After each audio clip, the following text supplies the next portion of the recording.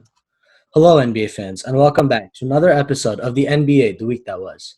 Today will be another guest analysis episode for the Good, the Bad, and the Ugly series here on this channel.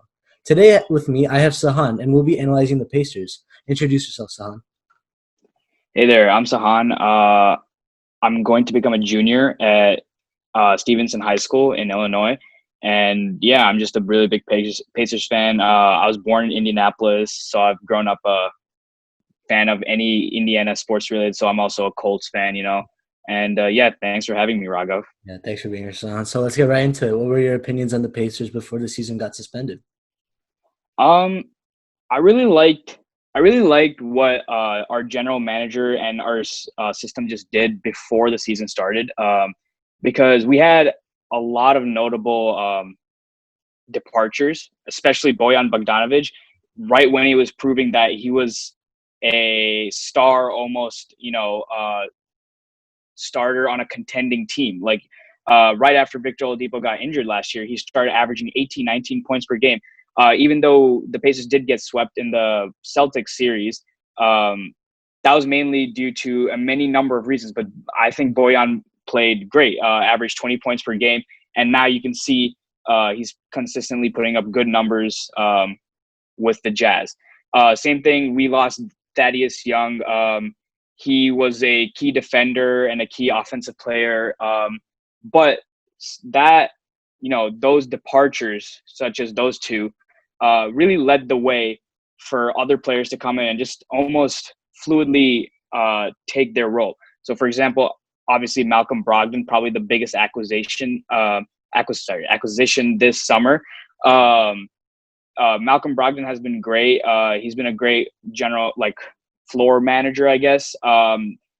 He did have struggles near the end of the season before he got suspended when Oladipo came back, but that is as expected. But then what I also really like is TJ Warren. TJ Warren has turned out to be a proven scorer. Many people had doubts about his three-point shooting ability, his consistency when he was in Phoenix, but now he's set himself as a consistent 18-point, 19-point, even 20-point scorer. And obviously, probably the most major thing is Domantas Sabonis' development into an all-star. I'm really happy that this happened. It was very expected, in my opinion, for all Pacers fans. As soon as Thaddeus Young left, Sabonis moved up. There were questions about how Sabonis and Turner would play together, how that would mesh. But I really think it's worked out. Obviously, in the beginning of the season, Pacers had a really rocky start. They went 0-3, bottom of the Eastern Conference. But I guess something clicked after a week or two. And basically really like what the new people have brought to us, including even other people, including TJ McConnell off the bench. I honestly thought TJ McConnell was a liability when we got him. He's an okay scorer. I thought he was just kind of like a good locker room presence, but he's really multiple situations and tough games where the starters have lacked. He just came off the bench, provided that instant boost of energy, and really got the Pacers back into many games. So I really like that. I really like Aaron Holiday's development. He definitely could be a starter in this league. For now, I think he still should develop. Obviously, his minutes were affected when Oladipo came back, but before that, he was key in many games, especially one game against Toronto in the beginning of the season where Holiday and Brogdon both played extremely well and led the Pacers to a win. And one more thing that I really liked about the Pacers this year was probably their defense. Not much is talked about regarding the Pacers defense. People really overlook that. But I feel like it's one of our key attributes. And, of course, having Nate McMillan as our coach, priority, produces a grit and grind system. And as a result, I feel like with people like Turner, Brogdon, even Jeremy Lamb, people like that have really proven to be good defenders and good on-ball defenders. Definitely. You covered a lot there, but I have to agree with everything you said, especially the most underrated signing of these free agency was, in my opinion, T.J. Warren to the Pacers. He was very overlooked in Phoenix just because it's Phoenix. No one really cares about Right. Phoenix these days. Right. But now, because of the way he's blossomed in Indiana, and both scoring as just a slasher, but he proved his 3-point shot as well as his defense in Nate McMillan's system, as you mentioned. Nate McMillan, again, one of the most underrated coaches in the league. He's always been, I think, for the past 3-4 years, especially since they got Oladipo, a Coach of the Year candidate. And I really, really like Nate McMillan he's a really good defensive coach. And I feel that without Oladipo, I wasn't expecting the Pacers to be in the position they are. But the leap that Domantas Sabonis took, I mean, you as a Pacers fan would have seen that before. However, as a general, just NBA fan, I didn't really focus in on Sabonis and thought he was more of just, he won't really become too much in this league. And I really didn't expect him to become an all-star. However, he's proved himself he's a playmaking big, like a Jokic type of player. He can give you 5 or 6 assists a game, but also grab 10 rebounds. And I also really like Malcolm Brogdon. In Milwaukee, he was more of a 3-and-D guy, but this year he really took on a number 1, number 2 role whenever he needed to. And without Oladipo, this team played so well. I think next year, with Oladipo hopefully fully healthy, if he can regain that form that he had in 2017, 2018, things are really looking good for the Pacers moving forward. However, if I do have to point out one thing, and I don't know if you'll agree or not, I feel that I expected more from Miles Turner. I think he did take, instead of taking a step back, he just stayed the same. He didn't really progress as much. What do you think about that? Yeah, I do think I recognize this even like 2 to 3 years back. I was expecting as soon as Paul George left, I was expecting because I didn't really know if Oladipo was gonna be the person he is today. But I was really expecting Miles Turner. I was like, oh, this is gonna be a monster season for Miles Turner. He's gonna at least be like an 18-point scorer, maybe even 10 rebounds. Put up the 2 to 3 blocks per game. But he really didn't do that, which was okay because Oladipo came in, Sabonis came in, provided those scoring options. But one thing Miles Turner has been consistent with is his defense. Yes. I really honestly believe that he should have been on the all defensive team, the first or second team last year, because he led the league in blocks and was a versatile defender as center. But I do agree his offensive capabilities are lacking. He's really inconsistent. One day he can put up like 25, 12, 3 blocks. Another day he can put up like 10 points, 4 rebounds, 3 blocks. But the blocks stay consistent, which is what I think the Pacers have come to realize is what they need of him.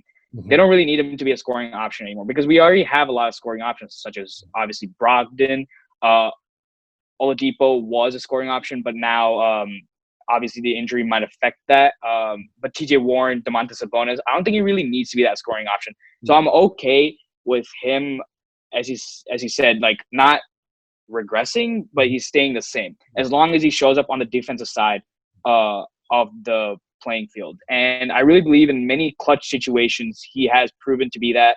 I really think his presence, Miles Turner's presence, is very key because the Eastern Conference is ruled by big men like Joel Embiid, even though the Sixers haven't had a great season. Giannis Antetokounmpo, even Serge Ibaka, and other people like that. Siakam, definitely. So exactly. I agree. Turner on defensive end, I'm not questioning his abilities. However, he's flashed potential of being a really, really good stretch big because he has that 3-point ability along with, just being a mobile guy so he can post up and shoot the threes. However, if I were the Pacers even though you mentioned he's been clutch on occasions, I agree.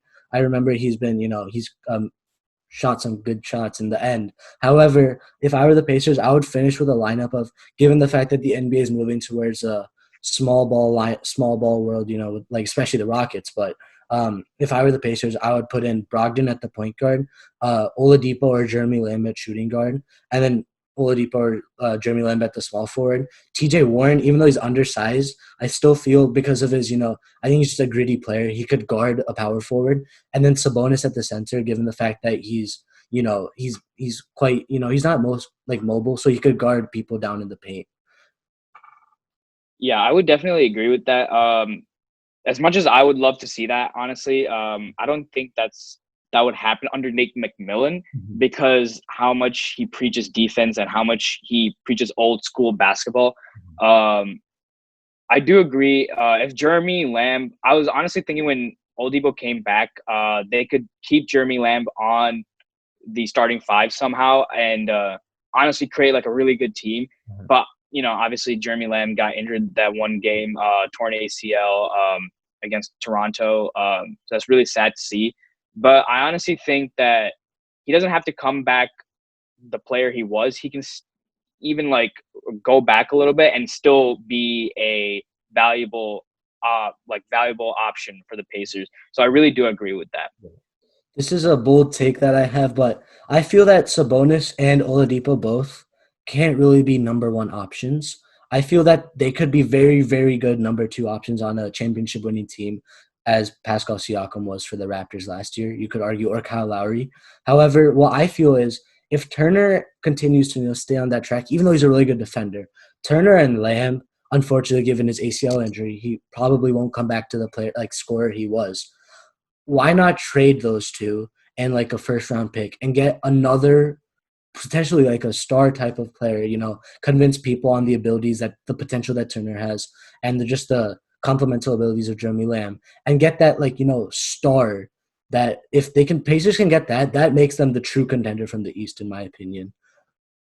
Yeah, I really do agree with that. It's just that, like as you said, Oladipo and Sabonis probably aren't score like number one scoring options. That's why I think the Pacers went after like a balanced kind of roster this Like season, say, especially exactly. Yeah, like with people like Warren, Brogdon, they can take the load off of Oladipo because that was the main concern. Because obviously, first season with the Pacers, Oladipo broke out, basically almost kind of carried the team on his back on an offensive standpoint, with Sabonis being a really good scorer off the bench.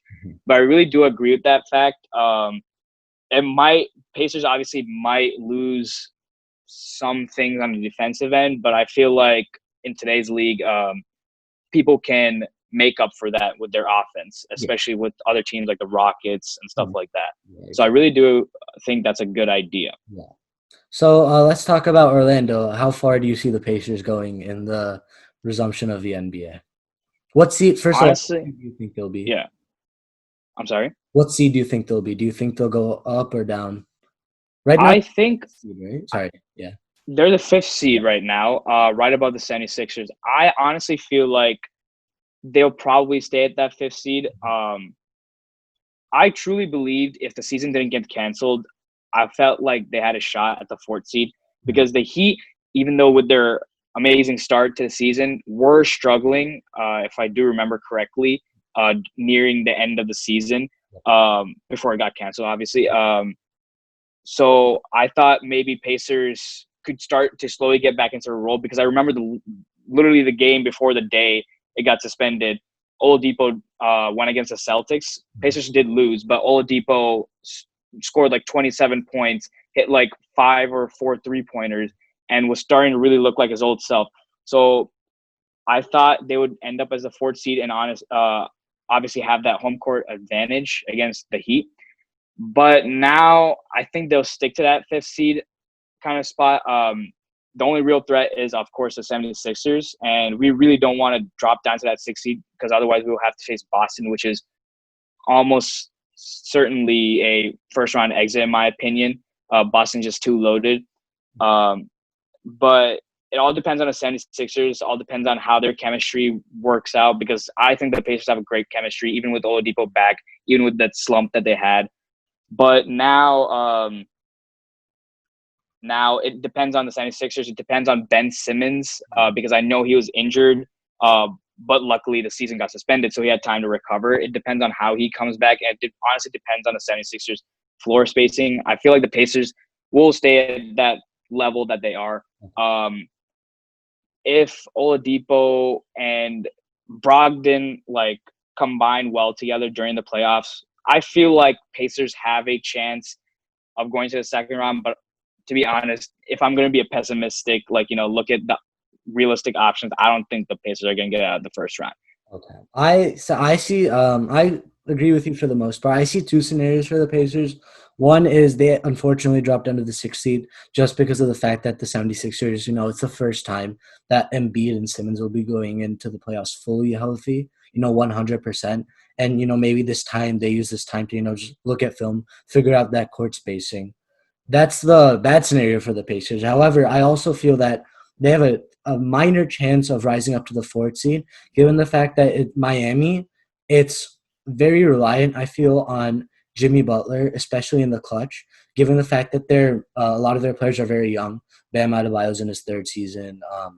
Tyler Hero's a rookie. Kendrick Nunn's a rookie. Duncan Robinson's a rookie. So, they have a very young team. So sometimes that, even though Jimmy Butler is one of the most clutch players in the NBA, being too reliant on too many young players can be bad for a team, which gives a team like the Pacers, who are proven to, rise up to that fourth seed, which will give them. But there's no home court advantage in this playoffs. But still, just that feeling that, oh, we're the fourth seed, we made it this far, we can continue going. I don't see them getting to the conference finals. I do could like there are some scenarios where they can make it to the second round, but even if they do make the conference final, like I don't think they're going to make the conference finals. But even if they do make the conference finals, like I don't think they're going to make it to the finals.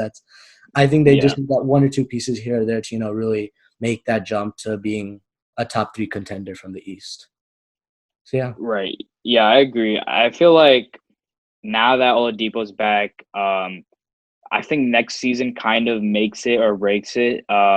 Honestly, as a Pacers fan, I don't know what the general manager or like the management is thinking at the moment, but I feel personally that if next season doesn't work out, which it hopefully won't happen, I think that it might be a time to look at other options, as you said, like trading Turner, Mhm. um, and Lamb or someone else to get another scoring option, to get another actual star caliber player.